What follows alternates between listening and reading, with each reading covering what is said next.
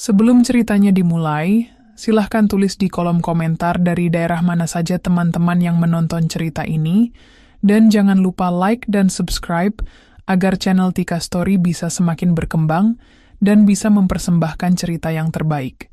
Di dunia yang silau oleh kemewahan dan kekuasaan, tak semua yang terlihat sederhana benar-benar tak berdaya. Terkadang, orang-orang paling kuat justru memilih berjalan dalam diam, menyembunyikan kilau mereka di balik kain kesederhanaan, bukan karena takut, tetapi karena tahu bahwa kekuasaan sejati tak butuh pengakuan. Nadine, seorang wanita muda berusia 26 tahun, tumbuh dalam balutan kehidupan sederhana di pinggiran kota. Sehari-hari ia tampil biasa saja, baju polos, motor tua, dan senyum ramah pada siapa saja. Namun, siapa sangka di balik wajah teduh itu, mengalir darah pemilik kerajaan bisnis yang menggurita. Ibunya, Madam Raisa, adalah sosok di balik tirai. Wanita tangguh, cerdas, dan diam-diam menjadi pemilik jaringan perusahaan multinasional di berbagai bidang. Namun mereka memilih jalan sunyi. Bukan karena takut miskin, melainkan karena tahu. Kesombongan hanya akan membutakan manusia. Nadine jatuh cinta pada seorang pria bernama Alex, seorang pewaris tunggal dari keluarga kaya raya yang dikenal luas di kalangan elit. Keluarga Alex dikenal sebagai keluarga terpandang, bermobil mewah, rumah seperti istana, dan pesta tak pernah absen dalam kalender mereka. Nadine menerima lamaran Alex bukan karena hartanya, melainkan karena cintanya. Tapi tidak semua cinta membawa kebahagiaan. Apalagi jika cinta itu lahir di tengah kesombongan dan kesenjangan sosial yang dibuat oleh manusia sendiri. Sejak awal, keluarga Alex, terutama ibunya, tidak pernah menyukai Nadine. Madam Clarissa, ibu Alex, menganggap Nadine sebagai wanita murahan yang ingin mengangkat derajat dengan menikahi anaknya. Sindiran, hinaan, bahkan penghinaan terang-terangan datang seperti badai sejak hari pertama pernikahan mereka. Bahkan di hari bahagia itu, Ibunda Nadine pun tak luput dari celaan yang menyakitkan. Namun Nadine bertahan. Ia menelan semua kepahitan itu demi pernikahannya. Ia mematuhi nasihat ibunya. Kesabaran akan membawa pada kebenaran. Biarkan mereka bicara, karena pada waktunya, mulut yang menghina akan bungkam oleh kenyataan. Sayangnya, kesabaran Nadine ada batasnya. Hingga suatu hari, pada pesta ulang tahun ke-60, Madam Clarissa yang digelar mewah dan penuh tamu elit, batas itu runtuh. Di hadapan ratusan tamu, Ibunda Nadine, wanita yang selama ini diam dan sabar, dihina, direndahkan, bahkan disiram teh panas oleh mertua sendiri. Lebih menyakitkan Alex, sang suami, hanya diam, membisu, dan tak bergerak membela. Itulah momen yang mengubah segalanya. Malam itu, Nadine berdiri. Ia tak lagi diam. Ia mengungkap jati diri tentang siapa dirinya, siapa ibunya, dan siapa mereka sebenarnya. Tapi yang ia dapat bukan permintaan maaf, melainkan tawa dan ejekan. Kamu ini suka berkhayal rupanya. Nadine tak menjawab. Ia hanya tersenyum. Dan dengan kepala tegak, ia menggandeng tangan ibunya, meninggalkan pesta itu, dan juga pernikahannya. Namun kisah ini tidak berakhir di sana. Ini adalah kisah tentang kebangkitan. Tentang pembalasan, bukan karena dendam, melainkan karena harga diri. Tentang seorang wanita yang sempat diremehkan, diinjak, dan dihina. Namun bangkit di atas puing-puing penghinaan itu, untuk menunjukkan bahwa diam bukan berarti kalah dan sederhana bukan berarti lemah. Kini mereka yang pernah tertawa bersiap menghadapi badai. Karena Nadine, wanita yang mereka remehkan, akan menunjukkan kekuatan sejatinya. Dan ketika hari itu tiba, mereka akan bersimpuh, bukan karena dipaksa, tapi karena akhirnya sadar. Mereka telah melecehkan orang yang salah. Langit Jakarta sore itu tampak redup, seolah ikut merasakan getar dalam dada seorang wanita muda yang berdiri di depan cermin panjang dengan gaun putih sederhana. Tak ada manik-manik berlebihan, tak ada rendah mencolok. Hanya sehelai gaun dengan potongan elegan, mewakili siapa dirinya, sederhana namun berkelas. Nadine menarik napas dalam. Tangannya sedikit gemetar saat merapikan kerudung kecil yang menghiasi rambut hitam legamnya. Ia tampak tenang di luar, namun dadanya penuh gejolak. Ini adalah hari pernikahannya, hari yang seharusnya paling membahagiakan dalam hidup seorang wanita. Namun tidak untuk Nadine. Ibunya, Aisyah, duduk tak jauh dari sana. Wanita paruh baya dengan wajah tenang, namun mata tajam itu menatap putrinya dengan lembut. Tak ada air mata haru, hanya tatapan penuh keyakinan. "Sudah siap, Nat?" tanyanya. Nadine menoleh dan tersenyum tipis. "Sudah, Bu, kita mulai drama ini." Aisyah hanya mengangguk. "Ingat, kita di sini bukan untuk membuktikan siapa-siapa. Kita di sini karena kamu mencintainya. Tapi, tetaplah berdiri dengan harga dirimu." Nadine mengangguk. Kata-kata ibunya seperti jangkar yang menahan emosinya, agar tidak karam oleh ombak penghinaan yang sudah ia rasakan sejak prosesi lamaran berlangsung. Gedung megah tempat pernikahan digelar sudah dipenuhi para tamu dari kalangan elit. Lampu kristal menggantung di langit-langit seperti bintang. Makanan mewah disajikan dalam piring porselen dan musik klasik mengalun lembut. Namun di balik kemewahan itu, ada mata-mata tajam yang terus mengawasi. "Lihat itu," katanya dari keluarga sederhana, tapi berani-beraninya pakai gaun putih, seolah-olah putri bangsawan. Suara sinis itu datang dari seorang wanita paruh baya, dengan perhiasan mengilap dari ujung rambut sampai leher. Ibu Retno, ibu dari Alex. "Betul, Kak. Si Aisyah itu juga datang dengan senyuman, padahal pasti seumur hidupnya baru sekali masuk tempat seperti ini," timpal Tante Alex dengan tawa pelan.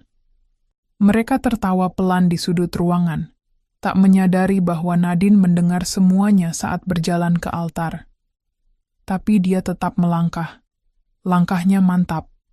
Senyumnya tipis, tapi matanya menyimpan badai. Alex berdiri menunggunya di ujung altar. Lelaki itu tampan, gagah dengan setelan jas abu muda. Namun ekspresinya datar, seolah menahan ketegangan yang tak ia tahu cara hadapinya. Ketika keduanya bersanding, sorak tamu terdengar nyaring. Tapi Nadine tahu, banyak yang menyoraki bukan karena bahagia, tapi karena menertawakan. Bukan karena mendukung, tapi karena menghakimi. Setelah akad selesai dan cincin melingkar di jari manisnya, Nadine menoleh pada ibunya yang duduk anggun di deretan depan. Aisyah tersenyum, tak satu pun dari penghinaan itu menggeser martabatnya. Wanita itu tetap tegak, namun itu tak membuat Ibu Retno berhenti. Saat acara makan malam, Nadine dan Aisyah dihampiri langsung oleh ibu mertua barunya.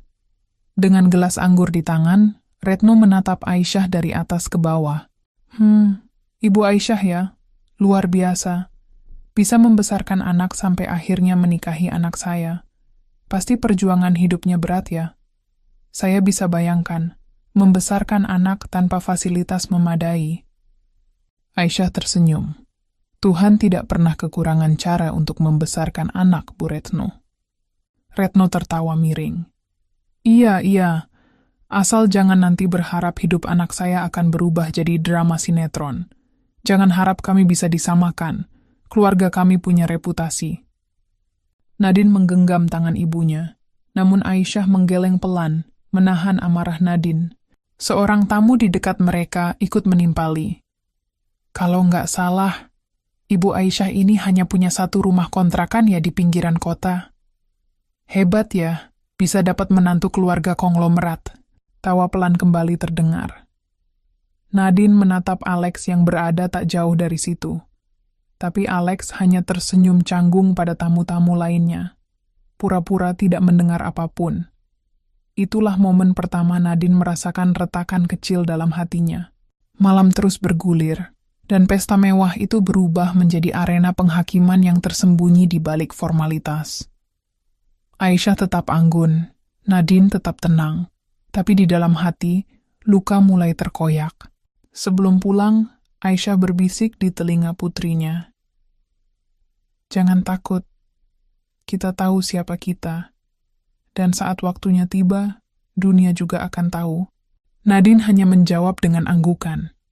Tapi malam itu, saat ia duduk di mobil bersama Alex, memandang lampu kota yang berkilau, Nadine tahu satu hal dengan pasti. Ini bukan kisah cinta biasa. Ini adalah kisah ujian. Dan ia akan melewati semuanya dengan kepala tegak. 3 bulan telah berlalu sejak hari itu. Sejak janji suci terucap di hadapan penghulu dan para tamu yang bersorak, bukan karena cinta, tetapi karena status dan penampilan. Nadine kini tinggal di rumah besar keluarga Alex, sebuah mansion 3 lantai di kawasan elit yang penjaganya berpakaian layaknya satpam hotel bintang 5. Semua fasilitas lengkap, tapi rumah itu tak pernah terasa seperti rumah. Ia lebih terasa seperti panggung, dan Nadine bukan pemeran utamanya, melainkan boneka yang dipamerkan, dinilai, bahkan dihina secara diam-diam. Setiap pagi, ia bangun lebih dulu dari siapapun. Menyiapkan sarapan, padahal ada 5 orang asisten rumah tangga. Ia menyapu taman, padahal ada tukang kebun. Semua karena satu alasan. Ibu Retno memerintahkannya. Seorang istri yang baik tahu bagaimana menyenangkan keluarga suaminya. Jangan mentang-mentang sudah menikah kamu bisa bermalas-malasan di rumah ini, ucap Retno suatu pagi saat Nadine baru saja menyelesaikan setrikaannya. Nadine menunduk, "Baik, Bu. Dan tolong, jangan terlalu sering pulang ke rumah ibumu. Sudah jadi istri orang, kamu harus tahu tempat." Padahal, selama 3 bulan itu, Nadine hanya sekali pulang. Itu pun hanya beberapa jam untuk mengantar obat herbal buatan Ibu Aisyah. Alex, lelaki itu berubah. Dulu perhatian, kini sibuk. Dulu mendengar, kini lebih banyak diam. Ia jarang di rumah, selalu berdalih pekerjaan kantor dan bisnis keluarga. Tapi Nadine tahu, ia lebih memilih menjauh agar tak terjebak dalam pertikaian diam-diam antara ibunya dan istrinya. Nadine mencoba memahami, tapi lama-lama pengertian itu seperti tali yang mencekik. Siang itu, keluarga besar Alex berkumpul di rumah. Ada tante, sepupu, bahkan kakak ipar yang tinggal di luar kota ikut datang. Momen langka, namun bukan momen bahagia bagi Nadine. Ia tahu, ini berarti satu hal, ajang menghakimi yang terselubung dalam basa-basi. "Aduh Nadine, kamu belum hamil ya? 3 bulan loh," celetuk seorang sepupu perempuan Alex saat makan siang. "Jangan sampai nanti dikira kamu mandul, bisa gawat." Tawa terdengar di meja makan. Nadine hanya tersenyum. Matanya menoleh ke arah Alex yang duduk di samping, namun suaminya malah pura-pura sibuk dengan ponsel. "Iya, harus cepat-cepat ya. Soalnya, keluarga ini ingin punya penerus dari darah murni," timpal yang lain. Darah murni. Kata itu menghantam Nadine lebih dalam dari yang bisa ia tunjukkan. Ia bukan anjing peliharaan, bukan produk cacat dari kalangan bawah. Tapi, begitulah mereka memperlakukannya. Setelah makan siang, Ibu Retno memanggil Nadine ke ruang tamu. "Besok kamu ikut saya ke butik langganan. Saya nggak mau kamu pakai baju yang... ya, seperti yang kamu pakai hari ini. Kita punya citra yang harus dijaga." Nadine menunduk. "Baik, Bu, tapi besok saya janji mau ke rumah Ibu. Ada urusan sedikit." "Rumah ibu kamu? Astaga, kamu ini sudah jadi bagian keluarga kami.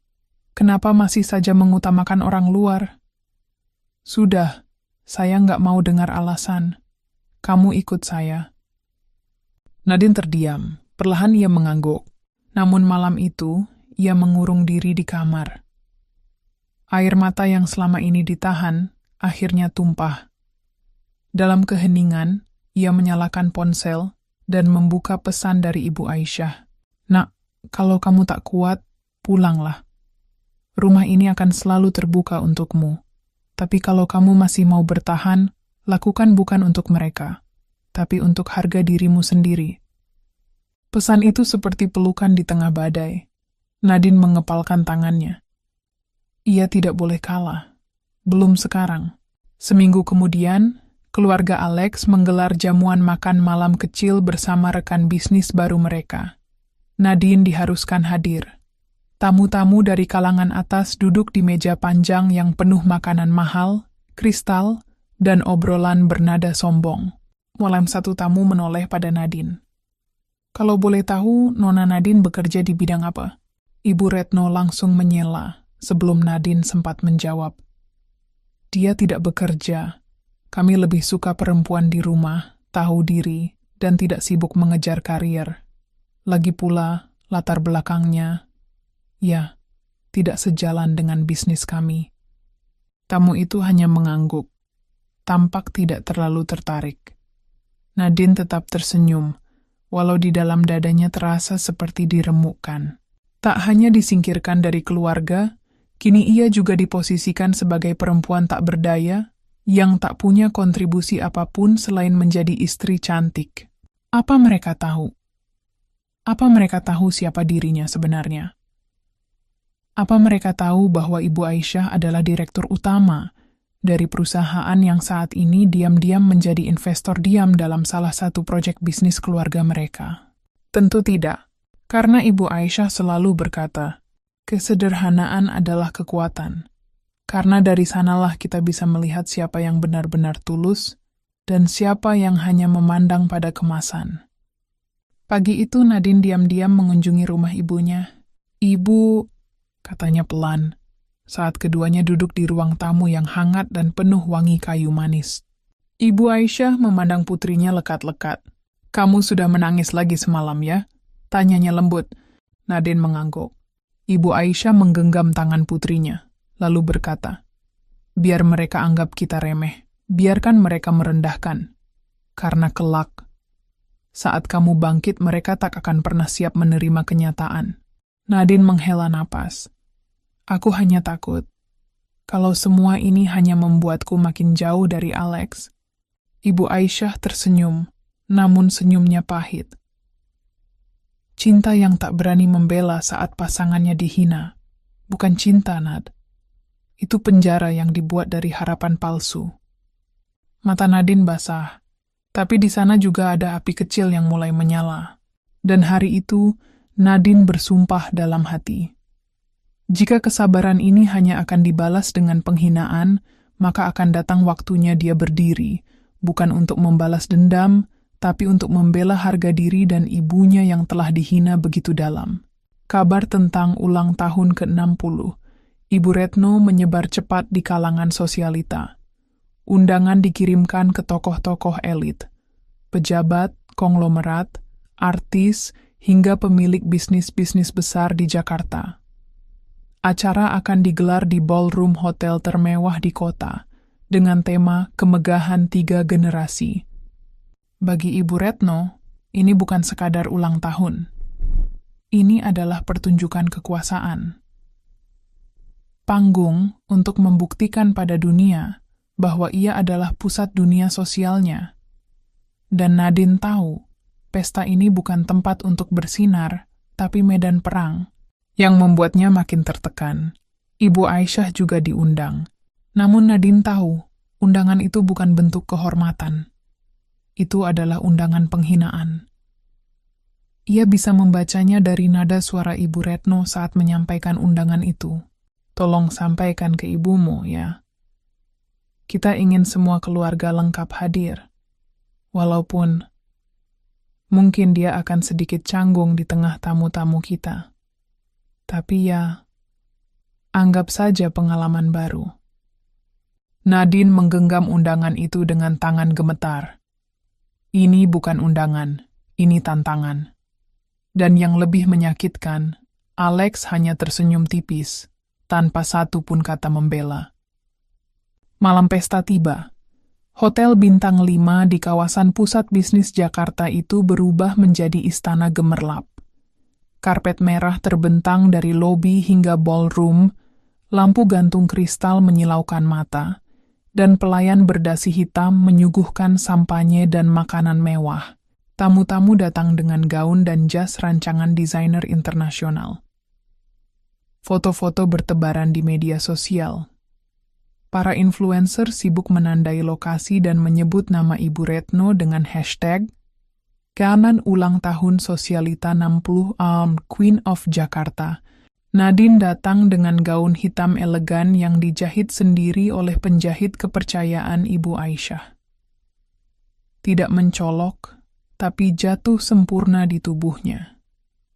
Ia datang dengan kepala tegak, meski hatinya resah. Di sampingnya Ibu Aisyah berjalan tenang. Mengenakan kebaya modern berwarna marun, ia tampak anggun dan berbeda dari para sosialita lain. Tak berlebihan, tapi wibawanya memancar. Saat mereka masuk ke ballroom, sejenak suasana hening. Semua kepala menoleh. Beberapa berbisik, beberapa tersenyum sinis. Si itu ya, ibu dari Nadine? Kenapa masuk pakai mobil biasa sih? Bukannya tahu ini pesta kelas atas? Cantik sih, tapi ya kelihatan banget kelasnya beda. Namun Aisyah tetap melangkah. Tenang, tegak. Matanya tajam menyapu ruangan, seperti singa betina yang tahu kapan harus diam dan kapan menerkam. Acara dimulai. Ibu Retno naik ke panggung, mengenakan gaun putih berlian. Ia disambut tepuk tangan dan sorakan para tamu. Terima kasih atas kehadiran semuanya. Saya merasa sangat diberkati. Dikelilingi oleh orang-orang yang luar biasa. Keluarga yang luar biasa. Katanya sambil tersenyum ke arah anak-anak dan menantunya. Namun tidak sedikit pun menoleh pada Nadine. Hingga akhirnya. Dan karena ini momen spesial, saya ingin memperkenalkan semua anggota keluarga yang hadir. Termasuk keluarga dari menantu saya tercinta, Nadine. Tepuk tangan terdengar. Nadine menegang.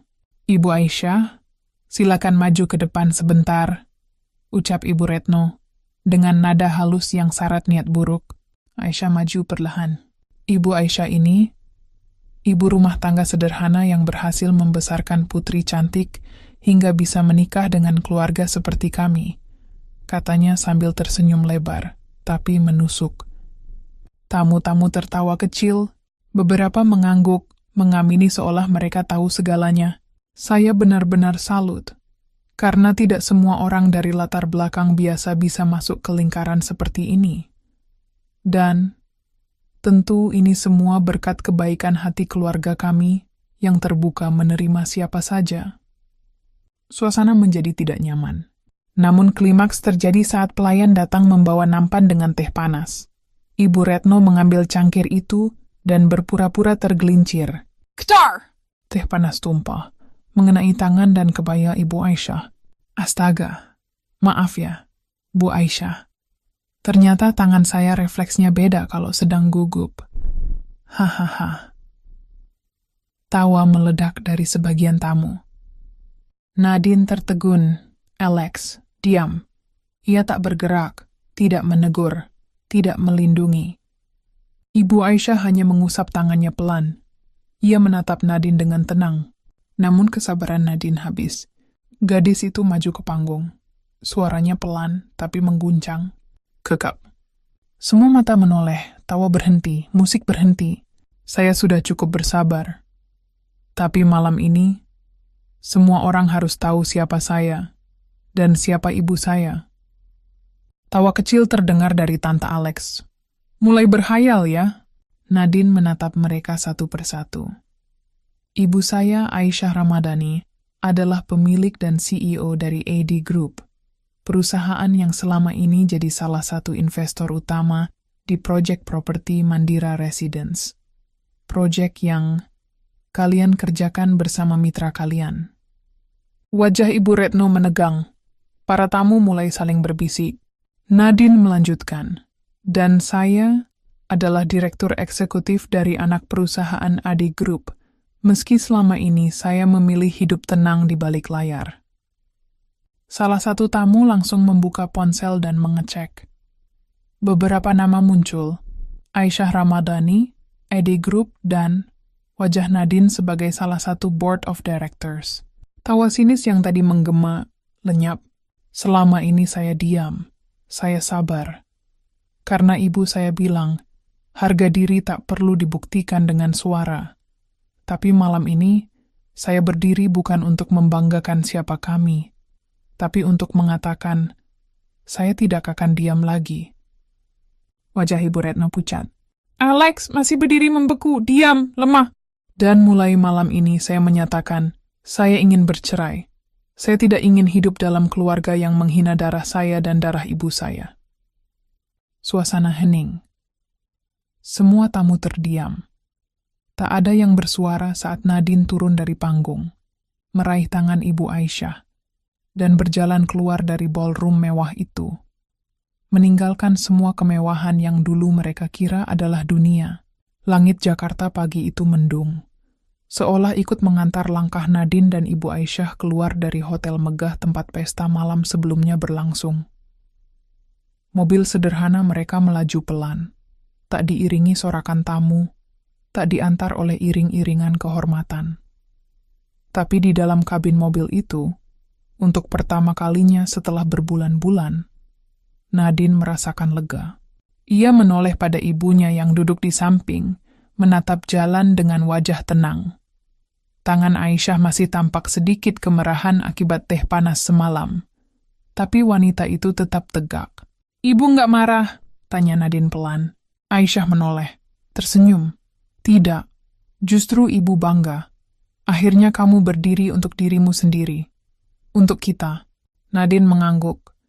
Tapi matanya memancarkan sesuatu yang baru, sesuatu yang selama ini terkubur, keteguhan. Sekarang kita mulai.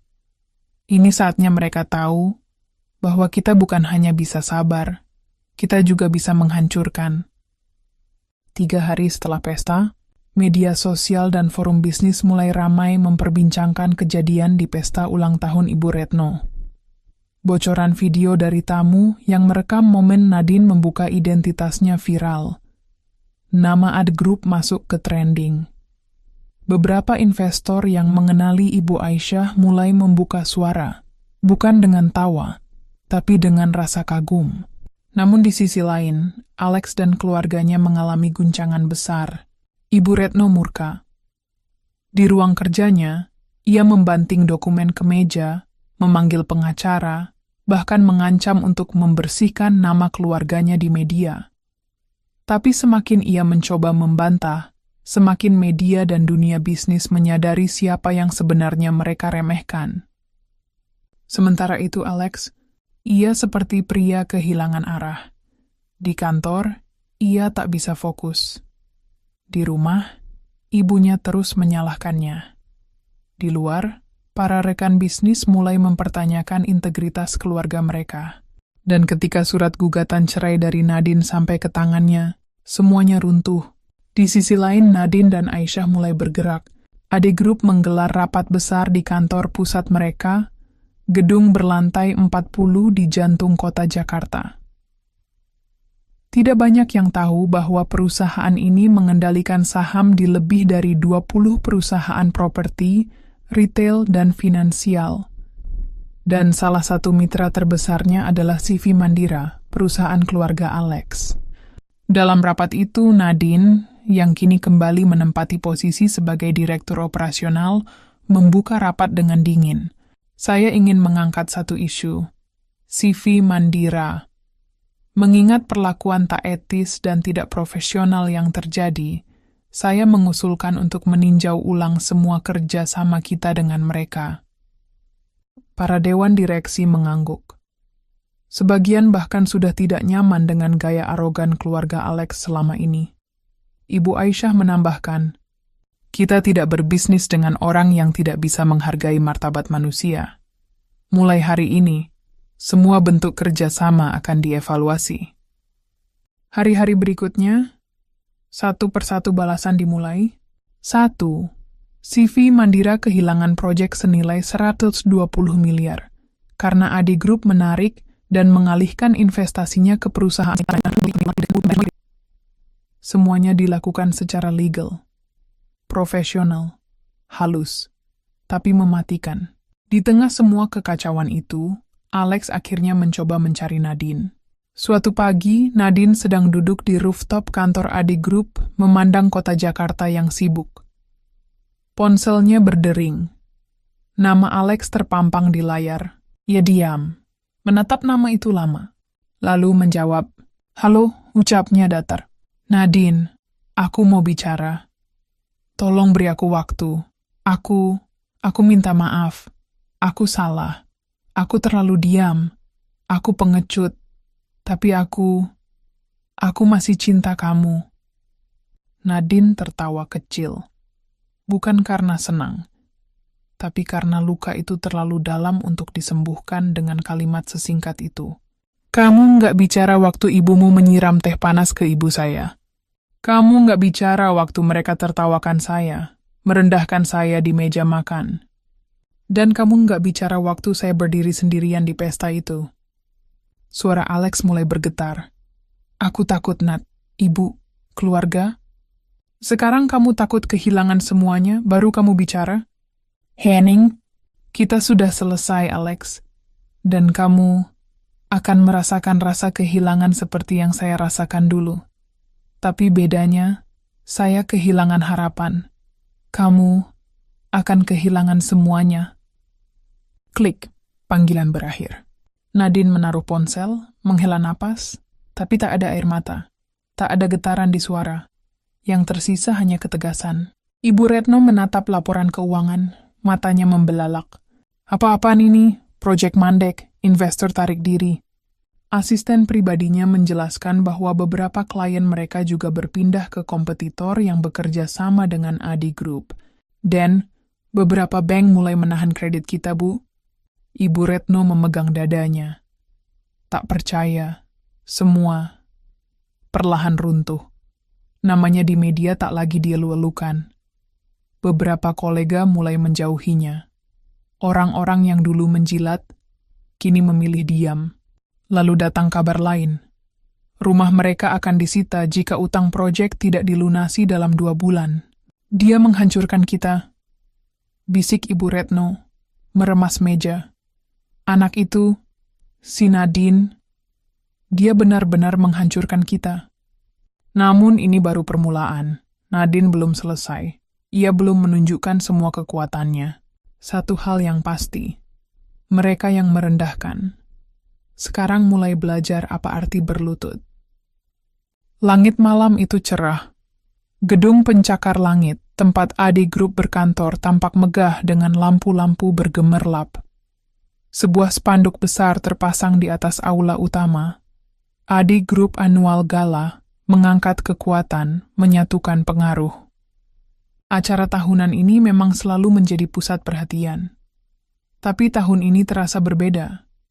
Undangan yang tersebar tak hanya untuk kalangan pebisnis, tapi juga pemimpin daerah, tokoh media, bahkan duta besar negara asing. Semua orang penting datang. Tapi lebih menarik dari itu adalah kabar burung yang berhembus cepat di kalangan sosialita. Ibu Aisyah dan Nadine akan bicara di panggung malam ini. Mereka akan ungkap sesuatu besar. Semua tamu datang dengan rasa penasaran. Termasuk 2 orang yang wajahnya tak bisa menyembunyikan gugup. Ibu Retno dan Alex. Di balik panggung, Nadine berdiri di depan cermin panjang. Gaun hitam berlengan panjang yang dikenakannya menjuntai anggun. Sederhana, tapi elegan. Rambutnya ditata rapi, tanpa perhiasan berlebihan. Satu-satunya aksesori mencolok yang ia kenakan adalah pin berlambang AD di sisi kanan dadanya. Simbol kepemilikan. Di sampingnya, Ibu Aisyah berdiri dengan kebaya modern berwarna biru tua.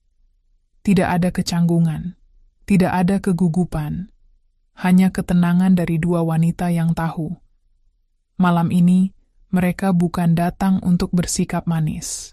Mereka datang untuk menunjukkan siapa mereka sebenarnya. "Sudah siap?" tanya Ibu Aisyah lembut. Nadine mengangguk. "Sudah, Bu, mari kita buka mata mereka." Acara telah dimulai.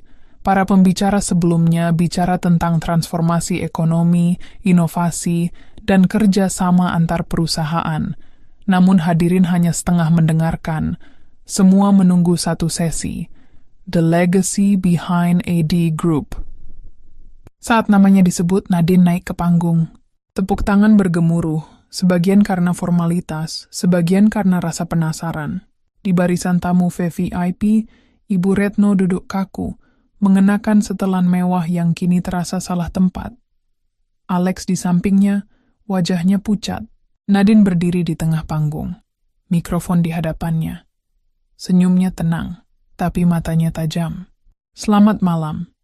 Terima kasih kepada semua tamu yang hadir di gala tahunan kami.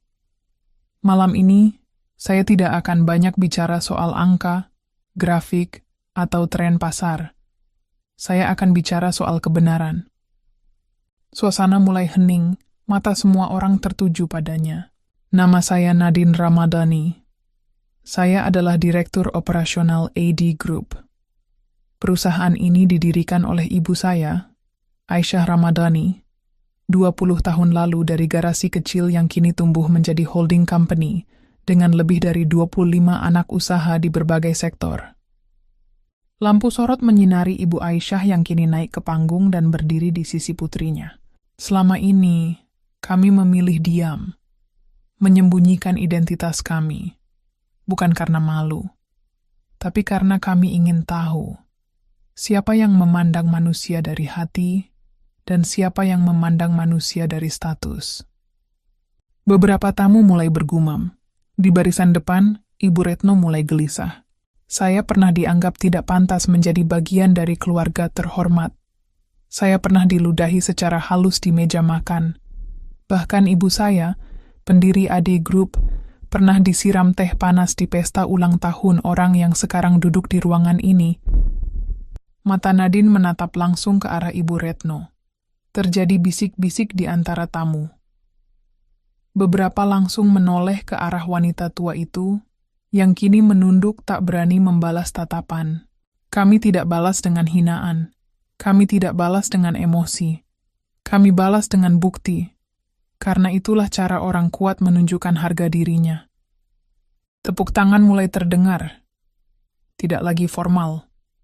Tapi karena kagum. Dan malam ini, saya ingin semua orang tahu, siapapun yang pernah merendahkan kami, akan kami ingat. Dan satu persatu akan kami singkirkan dari jalur kami. Wajah Alex pucat. Keringat dingin mengalir di pelipisnya. Ia ingin berdiri, ingin berkata sesuatu, tapi tubuhnya kaku. Nadine melanjutkan. Mulai malam ini, semua kontrak kerja sama kami akan melalui validasi integritas dan etika bisnis. Tidak peduli siapa Anda. Jika Anda pernah menyalahgunakan kekuasaan untuk menjatuhkan orang lain, kami tidak ingin bekerja sama dengan Anda. Ibu Retno berdiri, wajahnya merah padam. Ini penghinaan, serunya lantang. Kamu mempermalukan saya di depan umum. Semua mata tertuju padanya. Nadine hanya tersenyum. Saya tidak mempermalukan siapa-siapa, Bu Retno. Saya hanya membuka topeng. Dan topeng itu milik Anda sendiri. Suasana kembali hening. Dan untuk Anda, mantan suami saya, katanya menatap Alex, yang memilih diam saat saya dihina, yang memilih aman saat saya berjuang, yang hanya hadir saat butuh, tapi menghilang saat saya jatuh. Saya hanya punya satu kalimat. Nadine menatap mata Alex dalam-dalam. Kamu akan menyadari, kamu kehilangan sesuatu yang tak akan bisa kamu beli kembali. Dengan uang, kekuasaan, atau penyesalan. Nadine dan Ibu Aisyah berdiri di atas panggung. Tegak, tenang, tak tersentuh. Di bawah mereka, orang-orang yang pernah menghina hanya bisa menunduk. Dan untuk Ibu Retno, ini bukan sekadar malam yang memalukan. Ini adalah awal dari kejatuhannya. Setelah gala itu, nama Nadine melejit. Ia diundang ke berbagai acara, menjadi pembicara di forum bisnis perempuan, dan masuk dalam daftar perempuan paling berpengaruh di Asia Tenggara. Ibu Retno, semua perusahaan yang sebelumnya bekerja sama mulai menarik diri. Sponsor-sponsor mulai mencabut dukungan. Rumah mewah yang mereka tinggali dijual diam-diam untuk menutupi utang proyek. Sementara Alex, yang kini bukan siapa-siapa tanpa nama baik keluarganya, harus menghadapi kenyataan bahwa perempuan yang dulu ia abaikan, kini jauh di atasnya. Ia mencoba meminta maaf lagi. Lewat pesan. Lewat datang ke kantor. Tapi tak pernah diberi kesempatan. Karena untuk Nadine, ada hal yang lebih penting dari maaf. Harga diri. Mereka tak tinggal dalam kemarahan. Mereka tak tenggelam dalam balas dendam. Mereka melanjutkan hidup dengan kepala tegak, membangun perusahaan yang lebih besar, membuka lapangan kerja, dan tetap hidup sederhana. Karena kekuatan sejati bukan terletak pada seberapa keras kamu membalas, tapi seberapa tinggi kamu berdiri setelah dijatuhkan. Pagi itu, langit Jakarta tampak mendung kelabu. Hujan rintik-rintik turun perlahan, menambah suasana suram di kediaman mewah keluarga Retno. Ruang tamu yang biasanya dipenuhi tawa, dan pembicaraan hangat kini hanya terisi dengan bisikan ketakutan dan kecemasan. Ibu Retno duduk terpaku di sofa, wajahnya memucat dan matanya sembab. Beberapa surat dan dokumen tergeletak berserakan di atas meja kayu besar, bukti betapa runtuhnya kerajaan bisnis yang dulu dibangunnya dengan susah payah. Telepon berdering beberapa kali, tapi ia tak berani mengangkatnya. Pak Alex. Suara asisten pribadi yang pelan menyela keheningan. Kami baru saja mendapat kabar dari bank. Pinjaman untuk proyek Mandira ditangguhkan sementara waktu. Mereka meminta klarifikasi ulang dokumen keuangan dan laporan perkembangan proyek. Jika tidak terpenuhi dalam waktu dekat, mereka akan melakukan eksekusi aset. Alex yang duduk di ruangan sebelah mendengar itu dan perlahan keluar. Wajahnya tampak lebih tua dari usianya yang sebenarnya. Rambut yang biasanya tersisir rapi kini berantakan, tanda jelas dari tekanan berat yang membebani pundaknya. Ia berjalan mendekati ibu mertuanya, berusaha menunjukkan sikap tenang, meski jantungnya berdegup kencang. Kita harus segera mencari jalan keluar. Aku akan coba bicara dengan para investor, Ibu. Ibu Retno menggeleng, nadanya lirih tapi tajam. Alex, kita sudah kehilangan kepercayaan mereka. Uang mereka mengalir ke pesaing kita, AD Group. Ini bukan soal uang saja. Ini soal reputasi. Alex menunduk. Aku tahu, Bu, tapi aku akan berusaha. Di sisi lain kota, di kantor pusat AD Group, Nadine dan Ibu Aisyah duduk dalam ruang rapat besar, di hadapan para eksekutif dan tim hukum perusahaan. Nadine membuka layar presentasi dengan slide berjudul Evaluasi Dampak dan Strategi Ekspansi Pasca Gala Tahunan. Ia mulai bicara dengan suara tenang, penuh percaya diri. Kita telah berhasil memutus hubungan dengan pihak-pihak yang beretika buruk dan merugikan reputasi perusahaan. Meskipun awalnya tampak berisiko, langkah ini justru membuka peluang baru. Salah satu direktur bertanya, apakah ada risiko balik dari pihak Mandira dan keluarga Retno? Nadine tersenyum kecil. Sudah pasti. Tapi kita sudah bersiap dengan dokumen dan bukti lengkap terkait pelanggaran kontrak, korupsi, dan penyalahgunaan dana yang mereka lakukan selama ini. Hukum akan menjadi alat kita. Ibu Aisyah menambahkan, kita tidak hanya bertujuan menghancurkan. Kita ingin membersihkan dunia bisnis dari praktik kotor, terutama dari mereka yang merasa berada di atas hukum. Dalam beberapa minggu berikutnya, tekanan terus datang ke keluarga Retno. Berita tentang penyelidikan atas proyek Mandira tersebar ke media. Sebagian besar klien dan partner bisnis mereka mulai mundur satu persatu. Beberapa pejabat pemerintah pun mulai menghindar dari keluarga itu. Alex mencoba meraih bantuan dari beberapa kolega lamanya. Namun reputasinya yang telah tercoreng membuat mereka menolak. Suatu malam, ketika Alex sedang duduk termenung di ruang kerjanya yang mewah namun terasa hampa, Ponselnya berdering. Nadine. Suara di seberang terdengar dingin namun terkendali.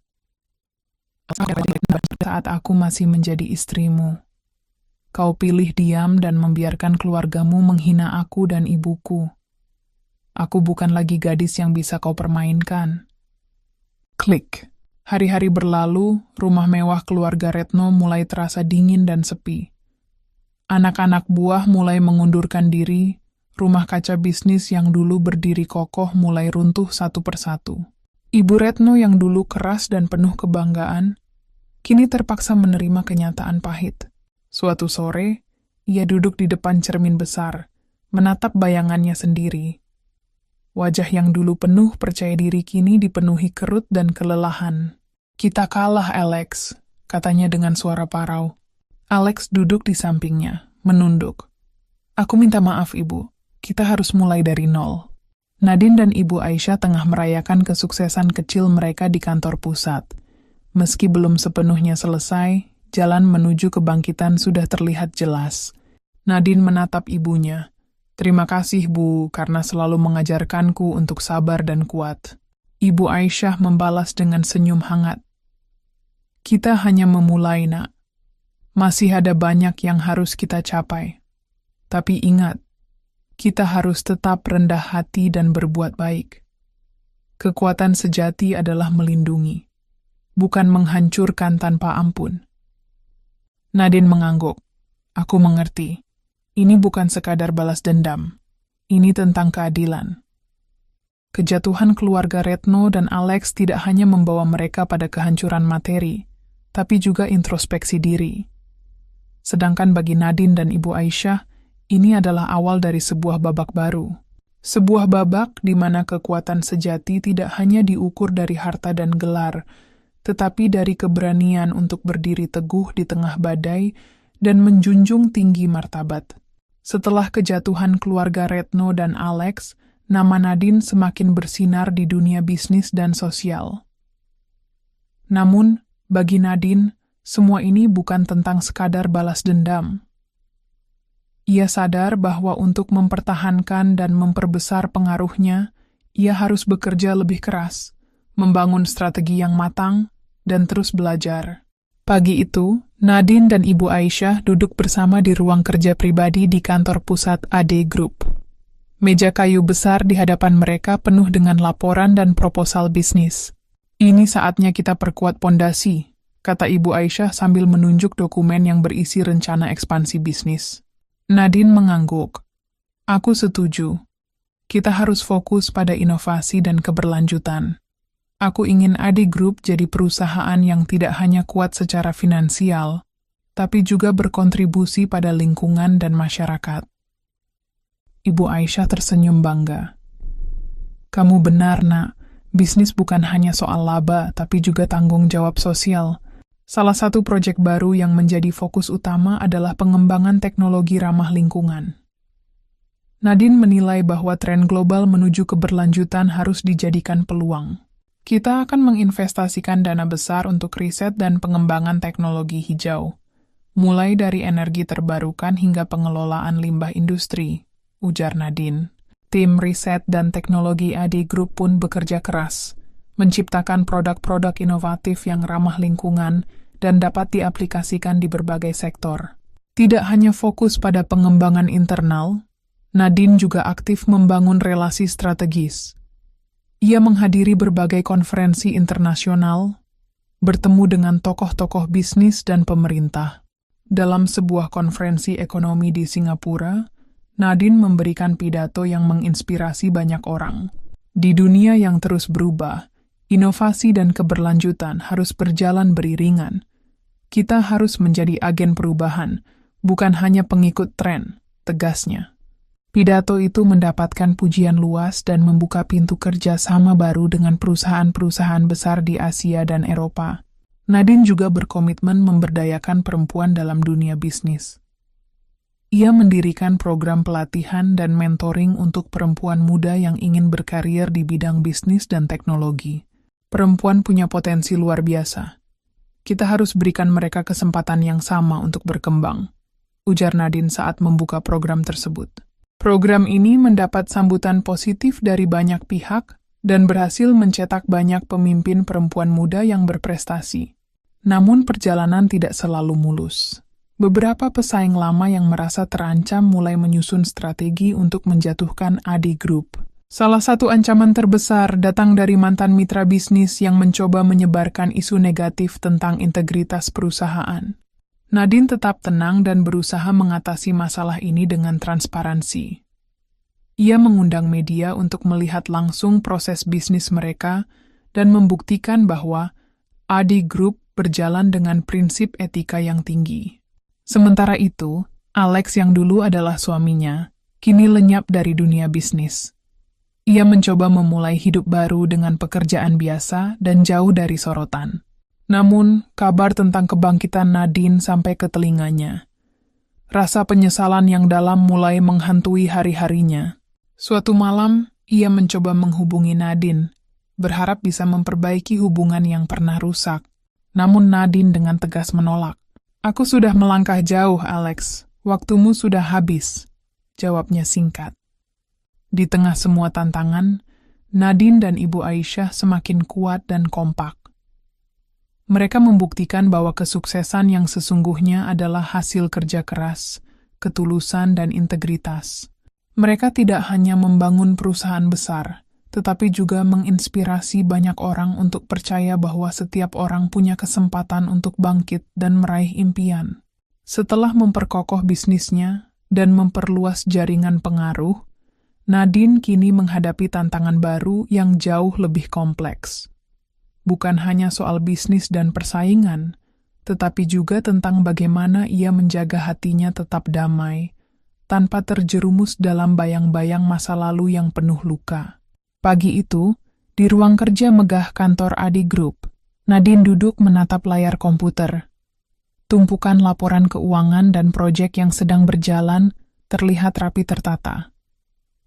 Namun, pikirannya melayang ke kejadian beberapa bulan lalu saat pesta ulang tahun Ibu Retno yang penuh hinaan dan pengkhianatan. "Aku tidak ingin membiarkan masa lalu itu mendikte hidupku," gumam Nadine pelan. Ibu Aisyah yang masuk membawa secangkir teh dan duduk di sebelahnya, tersenyum lembut. "Kamu sudah melakukan yang terbaik, Nak. Balas dendam tidak akan pernah membawa kedamaian." Nadine mengangguk. "Aku ingin maju, Bu. Membangun sesuatu yang berarti, bukan menghancurkan." Sadar bahwa kesuksesan bisnisnya harus diiringi dengan dampak sosial, Nadine mulai menginisiasi pembentukan komunitas sosial bernama Harapan Baru. Komunitas ini bertujuan membantu perempuan dan keluarga kurang mampu untuk mendapatkan pendidikan, pelatihan kerja, dan dukungan psikologis. Dalam acara peluncuran komunitas, Nadine berpidato dengan penuh semangat. "Kita tidak boleh hanya memikirkan diri sendiri. Sesungguhnya, kekuatan kita ada pada bagaimana kita bisa mengangkat sesama. Mari kita ciptakan masa depan yang lebih baik bersama." Di balik kesuksesan yang terus bertumbuh, datang pula godaan dan tekanan dari pihak-pihak yang iri atau ingin menjatuhkan Nadine. Suatu malam, saat sedang menghadiri acara gala bisnis, Nadine menerima pesan anonim yang berisi ancaman dan fitnah. Ia menunjukkan pesan itu kepada Ibu Aisyah. "Ini cuma ujian, Bu. Aku tidak akan mundur." Ibu Aisyah mengusap bahu Nadine. "Kamu kuat. Ingat, jangan biarkan kebencian menguasai hatimu." Dalam sebuah pertemuan rahasia dengan beberapa tokoh penting di dunia bisnis, Nadine bertemu dengan seorang pria bernama Daniel. Daniel adalah CEO perusahaan teknologi yang sedang naik daun dan dikenal dengan reputasinya yang bersih dan inovatif. "Kita punya visi yang sama," kata Daniel sambil tersenyum. "Bagaimana jika kita bekerja sama?" Nadine mengangguk penuh harap. Kerjasama kita bisa membuat perubahan besar. Sejak saat itu, mereka mulai merancang proyek-proyek inovatif bersama yang menggabungkan teknologi dan keberlanjutan. Namun, masa lalu tak pernah benar-benar hilang. Suatu hari, Alex kembali mencoba menghubungi Nadine melalui surat resmi, meminta maaf dan berharap mendapat kesempatan memperbaiki diri. Nadine membaca surat itu dengan hati yang bergejolak. Ia merasa lega mengetahui Alex menyesal, tapi ia tahu bahwa membuka lembaran lama bukanlah solusi. Ia menulis balasan singkat. Terima kasih atas suratmu, Alex. Aku harap kamu menemukan jalan yang benar. Aku sudah melangkah maju. Di akhir hari, Nadine duduk di balkon kantornya, menikmati pemandangan kota yang mulai gelap. Ia mengingat kata-kata ibunya, balas dendam tidak membuatmu lebih kuat. Kekuatan sejati adalah mampu melepaskan dan membangun sesuatu yang lebih besar. Nadine tersenyum. Ia tahu perjalanan masih panjang, tapi dengan hati yang tulus dan tekad yang kuat, ia siap menghadapi segala tantangan. Setelah melewati badai yang begitu besar dalam hidupnya, Nadine mulai menyadari bahwa keberhasilan bukan hanya soal bisnis dan kekuasaan. Ada bagian lain dalam hidupnya yang selama ini terabaikan, cinta dan kepercayaan.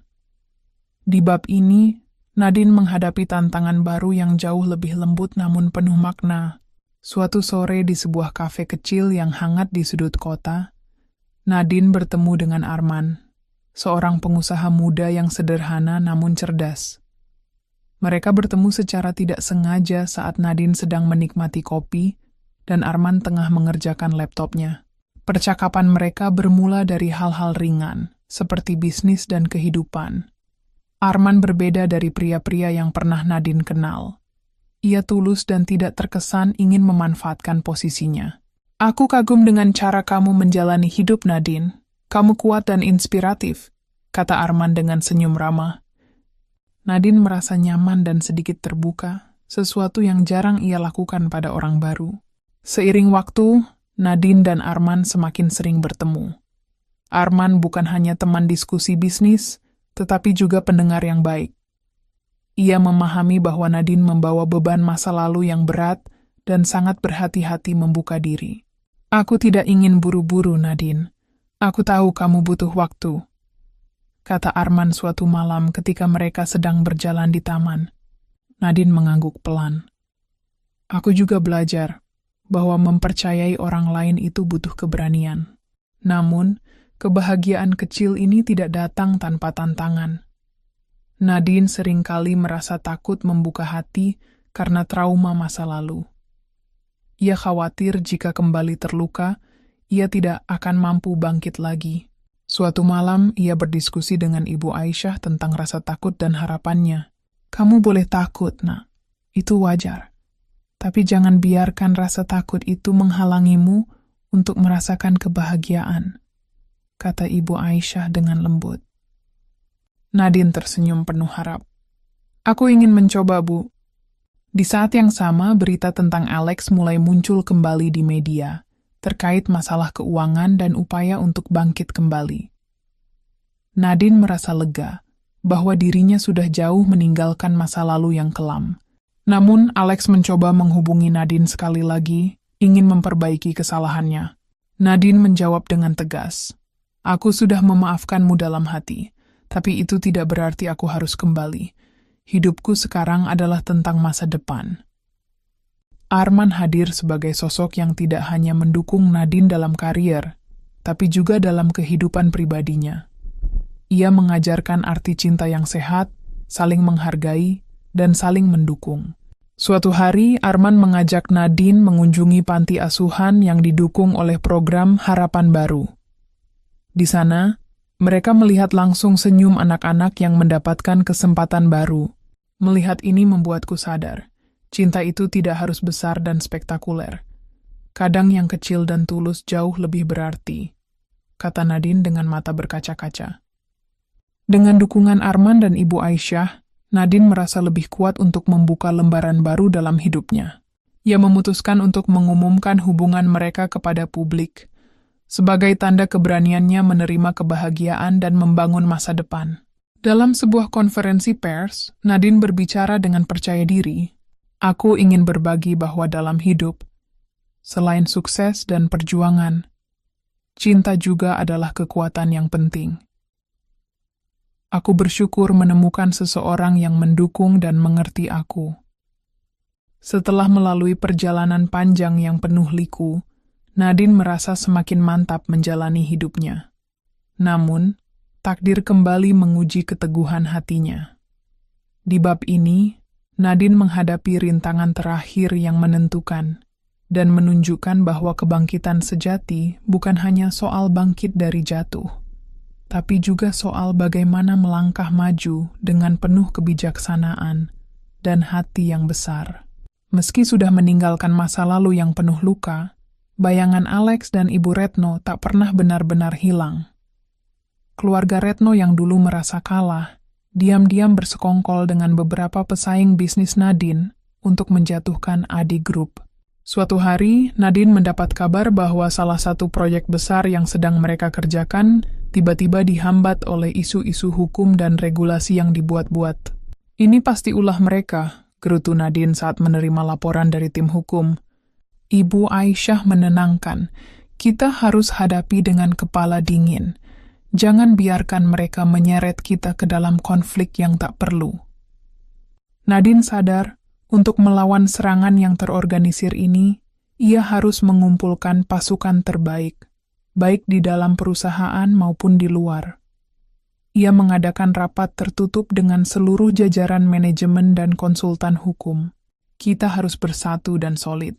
Jangan beri ruang sedikit pun untuk mereka merusak apa yang sudah kita bangun.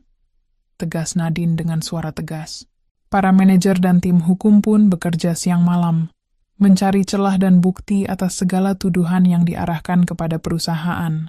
Sementara itu, Nadine juga mempersiapkan strategi komunikasi yang matang. Ia menyadari bahwa mempertahankan citra di mata publik sangat penting untuk menghadapi serangan ini. Dalam sebuah konferensi pers yang disiarkan secara langsung, Nadine tampil percaya diri. Ia mengungkapkan fakta-fakta dan bukti-bukti yang membuktikan bahwa isu hukum yang muncul adalah rekayasa. Ini adalah serangan yang tidak hanya ditujukan pada saya pribadi, tetapi juga pada seluruh karyawan dan mitra bisnis kami, ujar Nadine. Para wartawan terpukau dengan ketegasan dan bukti yang ditampilkan, dan publik mulai berpihak pada Nadine. Di tengah gejolak itu, Alex yang pernah menjadi suaminya muncul kembali dengan tawaran kerjasama. Ia mengaku ingin memperbaiki kesalahan dan ikut membantu Nadine menghadapi krisis ini. Nadine menatap wajah Alex dengan campuran perasaan. Aku sudah memaafkanmu, tapi ini bukan soal kamu atau aku lagi. Ini soal keadilan dan masa depan perusahaan.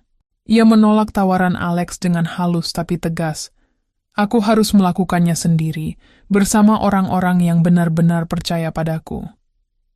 Di saat sulit, dukungan datang dari tempat yang tidak diduga. Banyak tokoh bisnis dan sosial yang selama ini mengagumi Nadine mulai menunjukkan solidaritas. Daniel, mitra bisnisnya, memberikan dukungan penuh. Kita akan lalui ini bersama, Nadine. Aku percaya pada integritas dan kemampuanmu. Para karyawan AD Group juga semakin solid, bekerja keras demi menjaga nama baik dan kelangsungan perusahaan. Nadine belajar bahwa kekuatan sejati bukan hanya tentang mengalahkan musuh, tapi juga tentang mempertahankan nilai dan integritas di tengah badai. Ia berjanji pada dirinya sendiri untuk terus melangkah maju, tanpa membiarkan dendam dan kebencian menguasai hatinya. Akhirnya, setelah proses panjang, segala tuduhan palsu itu dibantah di pengadilan dan di mata publik. AD Group bangkit lebih kuat dari sebelumnya. Nadine berdiri di atas panggung dalam acara penghargaan bisnis nasional, menerima penghargaan sebagai pemimpin bisnis inspiratif tahun ini. Ia berpidato dengan suara penuh haru. Kemenangan ini bukan hanya milik saya, tapi milik semua yang percaya pada kebaikan dan kerja keras. Ingatlah, kekuatan sejati adalah menjaga hati tetap tulus dalam setiap langkah kita. Setelah melewati berbagai ujian dan rintangan yang menguji ketangguhan jiwa dan mentalnya, Nadine kini mulai melangkah ke fase baru dalam hidupnya. Fase di mana ia tidak hanya fokus pada kesuksesan pribadi dan bisnis, tapi juga pada bagaimana dirinya dapat menjadi inspirasi dan pemberdaya bagi banyak orang. Di ruang rapat utama kantor AD Group, Nadine memimpin diskusi bersama timnya tentang program baru yang ingin mereka jalankan. Program ini akan berfokus pada pemberdayaan komunitas perempuan di berbagai daerah, khususnya yang kurang beruntung. Kita akan membuka pusat pelatihan dan pemberdayaan, kata Nadine penuh semangat. Bukan hanya soal skill, tapi juga edukasi tentang hak dan keberanian. Kita harus bantu perempuan menemukan suara dan kekuatan mereka. Tim yang hadir menyambut ide itu dengan antusias. Banyak dari mereka yang terinspirasi oleh semangat dan visi Nadine. Untuk merealisasikan program tersebut, Nadine mulai membangun jaringan kerja sama dengan berbagai organisasi sosial, pemerintah daerah, dan tokoh masyarakat. Ia melakukan kunjungan langsung ke berbagai daerah,